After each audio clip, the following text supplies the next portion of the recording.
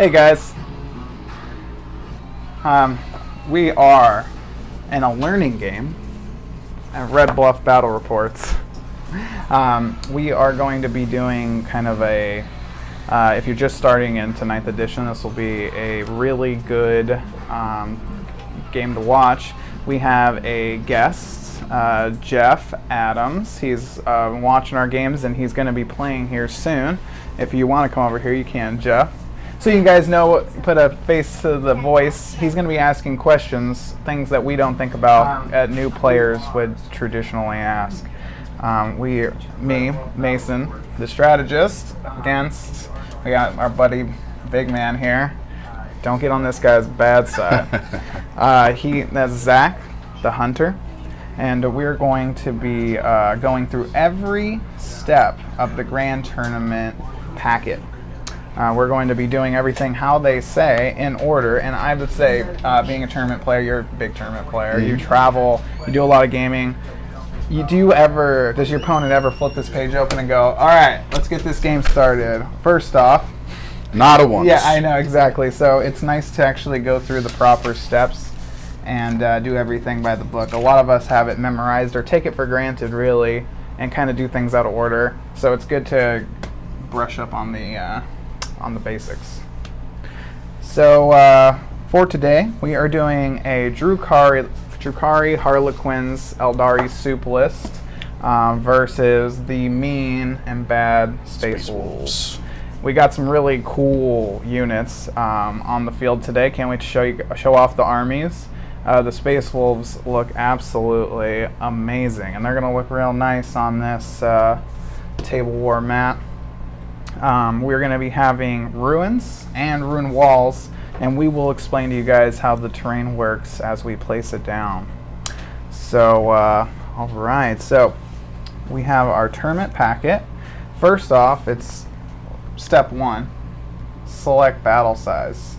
So, before we do that, no, just kidding. We've already made our list, so we have our battle sizes and we have our armies. And then, so step 2 is muster the armies. So we do that by building our list. And this is the phase where you put all your Warlord traits, all your psychic powers, all your upgrades that you're going to CP you're going to spend pre-game is done right now. Except for like maybe a couple of them that specify like, oh, I'm going to put a unit in deep strike. Or strategic reserves. Exactly. Or Cunning of the Wolf or anything like that. Right. This is all like, for instance, in my list, I am doing Master of the Crucible on my Hecatrix from my Blood Bride unit.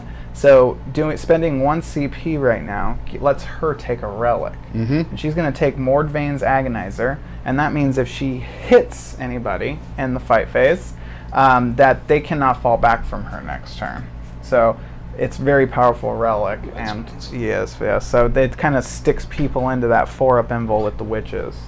I'm also taking a Torment on each of my Drukhari patrol units. What this allows me to do is pick a Warlord trait for a character that I would not normally get because they're not my Warlord. So today we have my Warlord would be Drazar, and he's going to reroll all failed hits and wounds for his Warlord trait. But then I have my Succubus, and she is going to take precision blows. So every time it's a 6 to hit, mortal wounds instead of damage. So it's really good. And then on the other Succubus, she's going to be taking I know this. It's like lightning fast. And that's plus 2 extra attacks. So she's got the tri-tip, tri-crep whip, I believe is how you pronounce it, but tri-tech, something like that, tri-tip whip. But that relic is the tri-tech. Yeah, tri-tech. Yeah, tri-tech whip.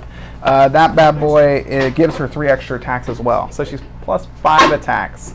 So, newbie question here. Yes, sir. Is there any way to put 2 Warlord traits onto the same person? Can you do that? Some armies twice? can. But so Space Wolves, for instance, they can. I can spend a CP and do 2 Warlord traits on one individual. And there's other armies that actually will allow you to do 2 Warlord traits and 2 relics, if I remember. I think Blood Angels can do that. They have a Warlord trait that allows them to take a second relic. So you'll see a lot of times people will take just a base Warlord trait on a Smash Captain, take a second Warlord trait to give them 2 relics, which would, in certain instances, that would be really nice. Because I was thinking, what is 6 to hits mortal wounds? You're adding all those extra attacks to those weapons. Like you could that's good. Stack that up. Yeah, you're stacking that up. Real quick, what is a Smash Captain? A Smash Captain is, I mean, I kind of have one with my Wolf Lord on Thunderwolf. It's someone who can move quickly, who hits like a freight train. So the whole point is to get out there and destroy things before he gets destroyed, and then just try to hop from thing to thing. Yeah, smash things. Like good man on a wolf should. And those teeth and claws, those aren't nothing. Those tear through elves almost just as good as his attacks, to be honest. So I'm like, oh no, teeth and claws. That's great. Those are all my Warlord traits, and the only other relic I didn't go over would be my my Dark Lotus relic on my Succubus, and that's my 1 free relic. And then I have the Domino Cloak on my Shadowseer. So the Domino Cloak relic is really cool because at the end of any phase, and the charge phase is a phase, you can pick up her off the field and place her within 12 inches of her position. So if someone needs to kill her and they charge her, you can move her. Or like at the end of, like, let's say your opponent's movement phase, you pop the once per game, but you move her away so they can't see her. They've already positioned everything perfectly to shoot her. Kind of like a redeploy. Right, the 12 inches. So let's go to your Warlord. So, and then really quick, Mason brought up command points. So each level of an army, there's 4 different army levels that you can create.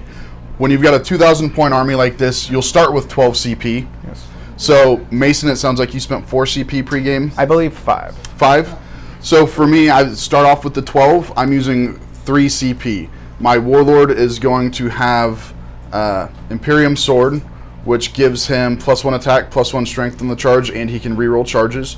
His relic is going to be the Armor of Rust, which gives him a 2-up armor save and a 4-up invulnerable save.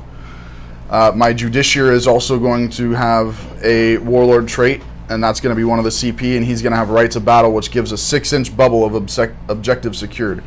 So what that is an aura ability.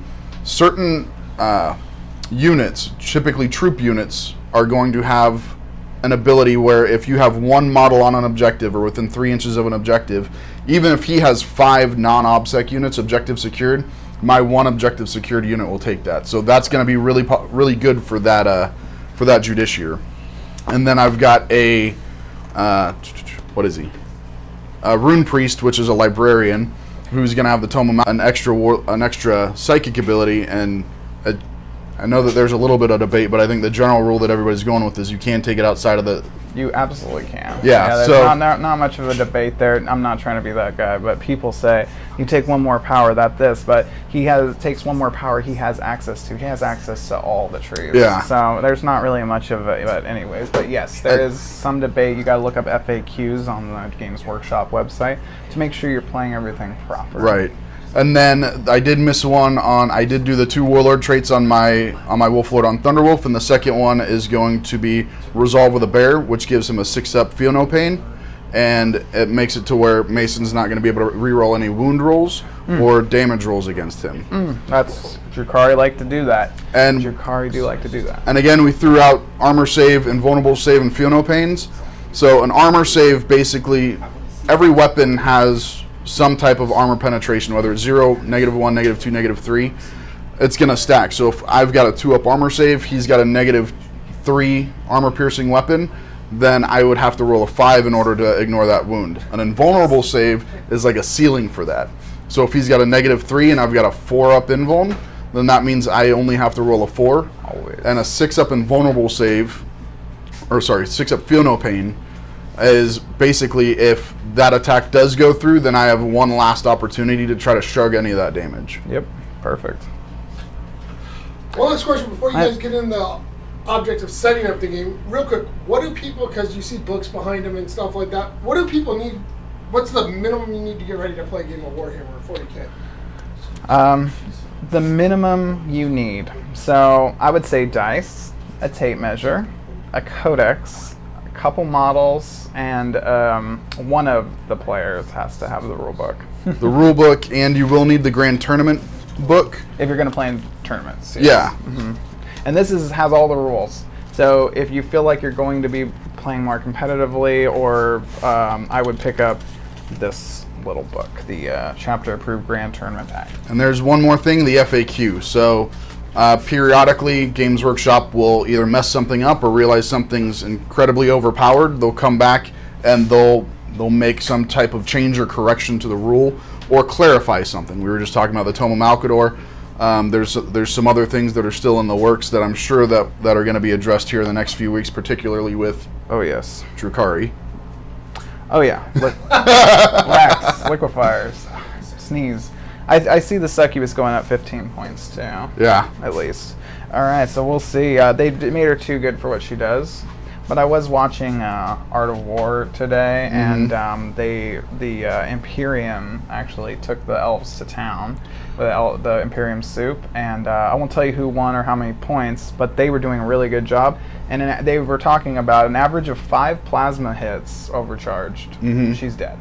Good. That's an average of 5 plasma hits. So you got to put at least about 2 damage shots into her, but she's only got a 4-up invul, so she can die, and she is squishy. So, all right, guys. Well, we will go to the next step. Well, I guess if you guys want to see our army list, we post videos of it on our YouTube if you're just starting and want to see how our army lists are actually constructed.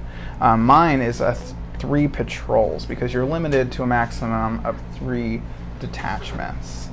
And we have the only things they put limits on are the things they feel are broken. And you could have as many detachments as you want. It might be kind of weird. Mm-hmm. So they put a lot of limits down on that. And I hope you guys enjoy. The link is in the description of the video to see our army list on YouTube.